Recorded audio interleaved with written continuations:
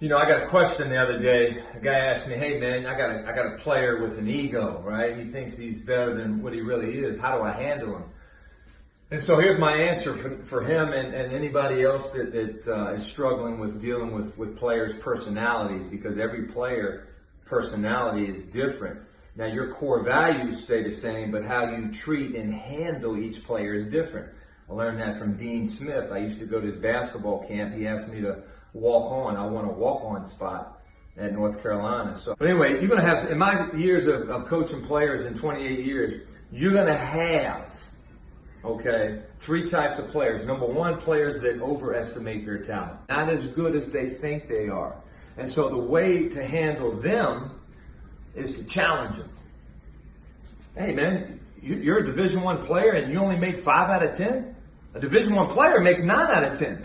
Challenge them, be cynical, but challenge them and see if you can take their execution even higher. Use parables. Hey, Kobe Bryant is your favorite player. Kobe made 55 threes from the corner the other.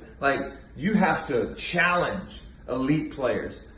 Ask them questions. Hey, what are the 6 reads off a side pick and roll? If they get it wrong, what? Nobody's guarding you right now, and you're supposed to be a great player, and you can't even define basketball terminology for me? You can't even define accents? Come on, man. Give them the truth, right? You want to speak life to them, but you want to speak the truth to them in a positive way. You got to go right at them. You don't want to be controversial, right? You want to be confrontational, because without true confrontation, there is no solution. So you ask them questions. What are 4 ways to finish off 2 feet? If the defense is here, what do? You have the ball on a side pick and roll. What's your level 1, level 2, level 3 defensive evaluations? What are 4 ways to come off a pin down, and why are you doing the move that you do? 4 ways to protect the ball when you're driving to the lane. Like, you hit them with information, and then they have a time limit to answer you. So you quiz them intellectually. Then you go on the court and give them certain drills, 1-on-none. You don't even got to play them. But give them 1-on-none drills. See if they can make 80% or more on their finishes, on their shots, on their threes. See how many passes they can pass right to your hand or to a target, on time, on target with some heat. Like, you have to challenge them physically and mentally. The majority of players that I've had that were elite or that were egotistical, man, I humbled them quick, and they appreciated it, and they got better from it, and they were coachable and accountable. They responded even better when I hit them with the truth and I challenged them than if I kissed their butt. I'm telling you, if you challenge them with the truth, if you challenge them with confrontation, if they're true elite, they'll respond. And if they don't respond, then they're not ready for the next level anyway. All right. The second type of player you're going to have is players that underestimate their talent. The soft players, the victim players, the players that don't feel good about themselves. They don't think they are as good as they really are. They don't realize there's a queen inside of them. They don't understand there's a king inside of them if they're a male. So you got to catch them doing something right. You have to empower them. You have to go above and beyond to make sure that they understand that they did something right. You have to really enhance your positive words and actions and spirit and presence. For example, if they are doing crossovers, stationary, and they have to do 20 in a row, and they get to 12 or they get to 10 and they keep losing it, and after 30 seconds, time is up. You're like, hey, you got 9. Excellent. And they're like, yeah, well, coach, I was supposed to get 20. Don't worry about it. Next one, let's get 10. Failures in it, you're doing great. You're working hard. You're learning. This is just practice. Go again. Like, be excited for where they're at.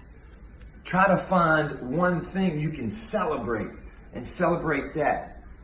And give them drills that they're good at. And then subtly get them to do other things that are hard.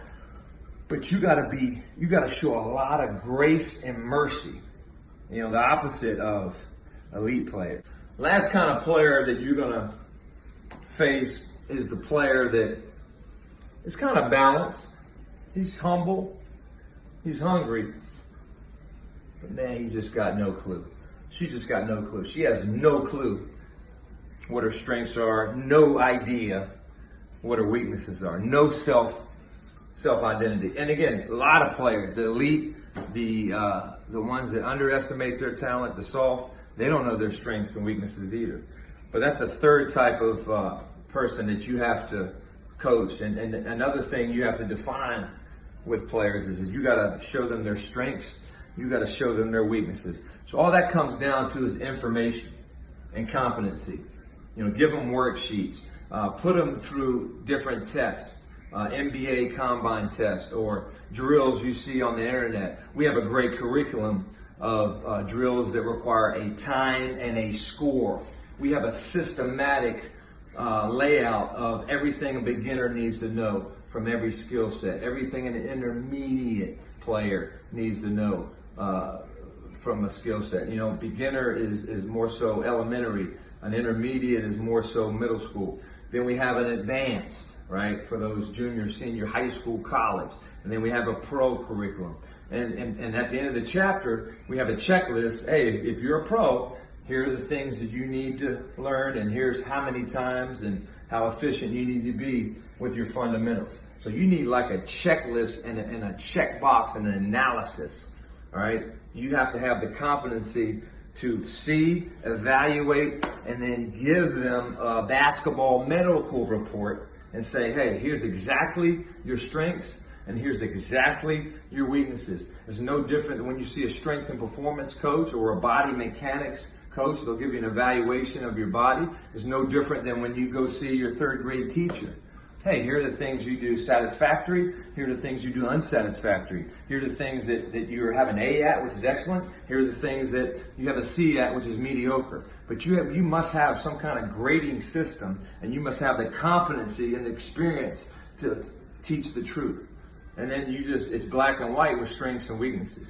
And then in your workouts, you do enough to enhance the strengths, but you also show them and work with them on their weaknesses. Piece of cake. Get after it.